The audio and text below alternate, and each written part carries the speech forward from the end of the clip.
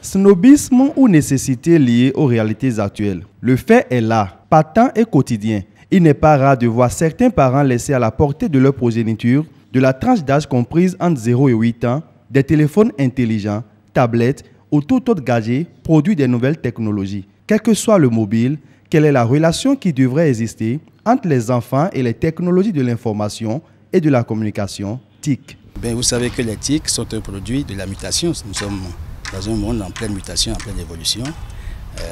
La question peut être appréhendée sur deux volets. L'initiation à l'informatique tout court et puis l'accès à l'Internet. Aujourd'hui, vous savez qu'un enfant qui n'est pas initié à l'informatique, c'est un peu l'analphabète du 21e siècle. Or, il faut que nos enfants s'inscrivent dans la modernité. Mais il faut encadrer tout ça là. Pour les spécialistes de la question, il s'avère important d'initier les enfants aux outils modernes de communication afin qu'ils ne soient pas des analphabètes du 21e siècle. Les enfants peuvent s'accommoder à ces outils-là parce que nous sommes bien à l'ère du numérique et il faudrait que les enfants puissent s'habituer à ces outils pour qu'ils ne soient pas en retard sur l'évolution et sur les réalités de leur temps. Vous savez, l'enfant qui grandit a envie d'apprendre.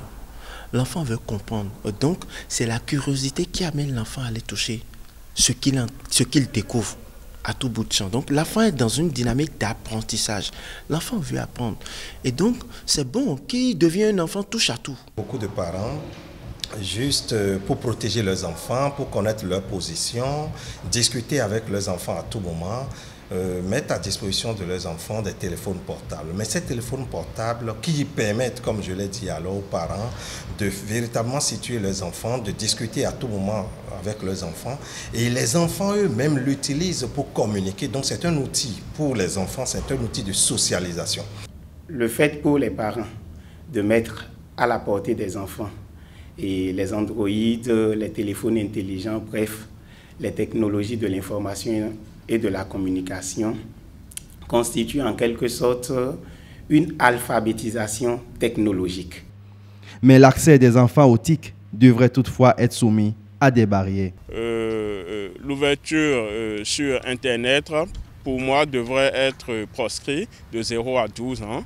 L'enfant doit apprendre à se débarrasser de l'ordinateur, du téléphone portable, de la tablette 2 heures avant le coucher parce que ça empêche la libération de la mélatonine, l'hormone qui permet de dormir. De par leur naïveté, ils peuvent être la proie à la pédophilie, à l'escroquerie, à beaucoup d'autres inconvénients, c'est d'installer des logiciels de contrôle parental.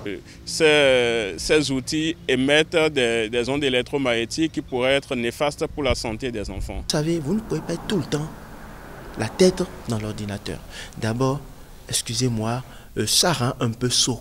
Quand vous avez tout le temps la tête de l'ordinateur et que l'enfant commence à développer ça très tôt, l'enfant ne réagit pas bien. Il est intelligent, hein, mais l'enfant, quand vous le voyez apparemment, il est sot, c'est sur les jeux, et puis il a un regard un peu, quand vous voyez le profil de l'enfant, vous allez voir que celui-là n'a pas une certaine créativité donnée. Il ne connaît que ça et l'enfant devient un peu bête dans son comportement psychologique.